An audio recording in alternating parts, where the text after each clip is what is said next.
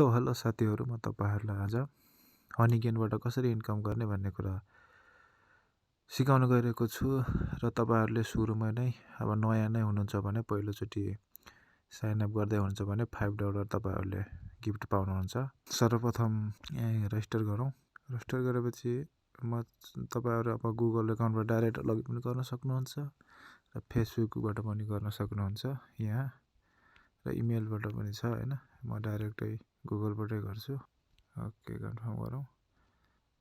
Okay, direct मलाई $5 यसले gift दिइसक्यो। यसरी लगइन गर्नुभयो भने तपाईले $5 सुरुमै पाउनुहुन्छ र त्यसपछि यो डलर अहिले तपाईले डाइरेक्ट लिन चाहिँ पाउनुहुन्न, किनकि यसमा अब तपाईको थ्रेसहोल्ड छ हैन। जुन दिन तपाईले $20 पुग्छ तपाईको यो, त्यसपछि तपाईहरुले विथड्र गर्न सक्नुहुन्छ।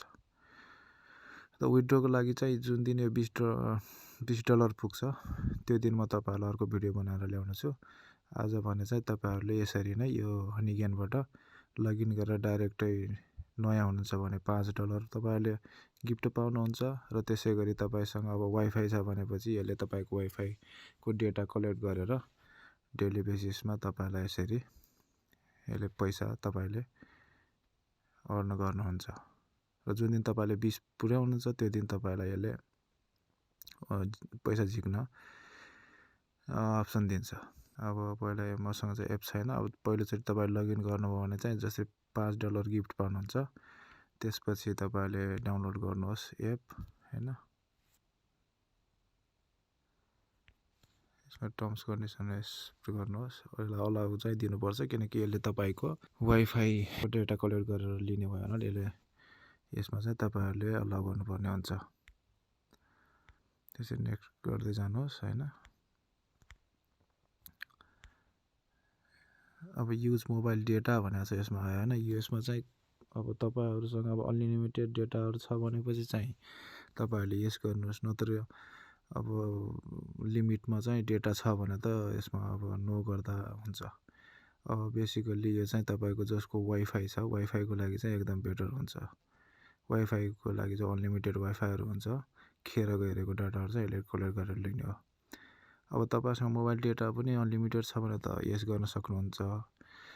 अब हाम्रो नेपालमा त अब एकदम लिमिटेड डेटा चलाउने भयो हुनाले सबैले मोबाइलमा चाहिँ अलि अब यस गरेर पनि तपाईले अब लिमिट चाहिँ गर्न सक्नुहुन्छ। कति दिनमा चाहिँ कति एमबी दिन सक्ने भनेर चाहिँ गर्न सक्नुहुन्छ। अब तपाईको डेटा अनुसारमा यसमा राख्नु, तर म चाहिँ यहाँ 1GB राख्छु।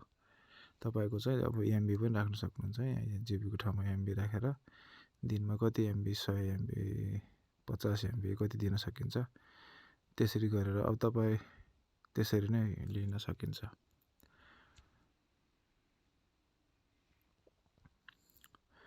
अब यसमा चाहिँ भन्छ अर्निङ मेबी लिमिट। अब यसले ब्याट्री अब यसमा ब्याकग्राउन्डमा चल्ने भागहरु पनि यसले ब्याट्रीको ब्याट्री अप्टिमाइजेसनको लागि अलाउ मागेको छ। त्यसमा पनि यस गर्दिनुस् र यसरी यस गर्नुभयो भने यसरी यो खुल्छ। अब यसमा चाहिँ अहिले मेरो त्यो लगइन छैन, अघि मैले खोलेको। यसमा लगइन गरे भने यसमा $5 देखाउँछ। यसरी गुगल लगइन यसरी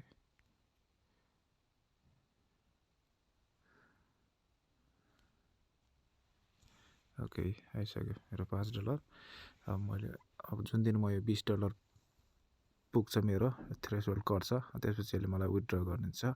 विथड्र को लागि चाहिँ तपाईसँग पेपल एकाउन्ट चाहिँ हुनुपर्छ है। पेपल एकाउन्ट भयो भने तपाईले यसबाट विथड्र गर्न सक्नुहुन्छ। धन्यवाद।